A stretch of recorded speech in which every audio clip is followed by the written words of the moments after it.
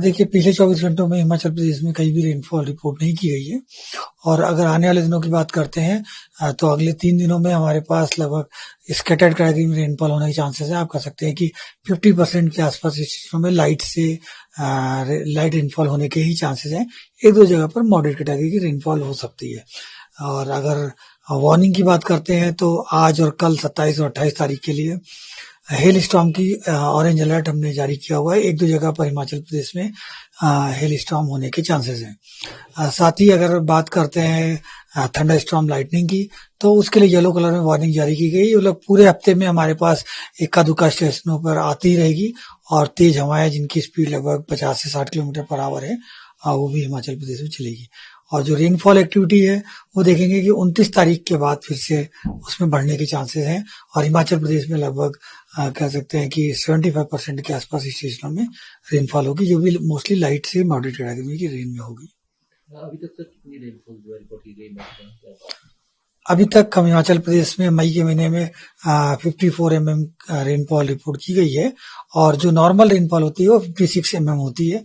तो फिलहाल -3% चल रही है और चूंकि रेनफॉल हम लोग एक्सपेक्ट कर रहे हैं कि इस वीक में रहेगी तो ये नॉर्मल कैटेगरी की रेनफॉल में आ जाएगा। ये सर सारा क्या वेस्टर्न डिस्टर्बेंस है या क्या? देखिए ये मोस्टली आपका वेस्टर्न डिस्टर्बेंस भी है और बीच में देखेंगे कि पूर्वी हवाओं के चलते जो मॉइस्चर हमारे पास पहुंच रहा था उसके चलते रेनफॉल एक्टिविटी हो रही थी। तो एक वेस्टर्न डिस्टर्बेंस का भी प्रभाव भी नॉर्थ वेस्ट इंडिया में पड़ रहा है तो उनके चलते ये छुटपुट एक्टिविटी रहेगी। हम देख रहे हैं कि मानसून भी प्रवेश कर गया है रात के अंदर,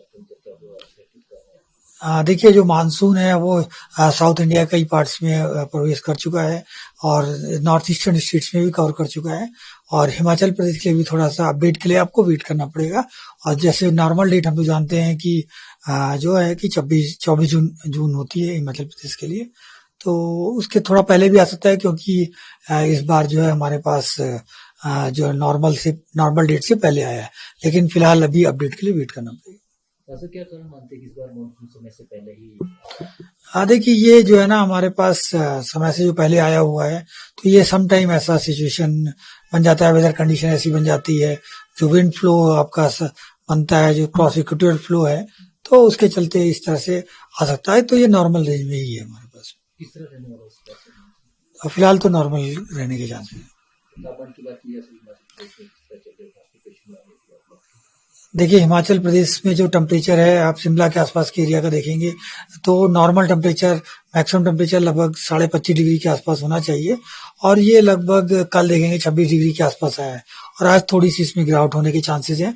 और चूंकि रेनफॉल एक्टिविटी भी हम लोग थोड़ी सी एक्सपेक्ट कर रहे हैं, थोड़ी कोल्ड एयर चल रही है तो अगले 2 से 3 दिनों में इसमें लगभग 2 से 3 डिग्री सेंटीग्रेड की गिरावट आएगी।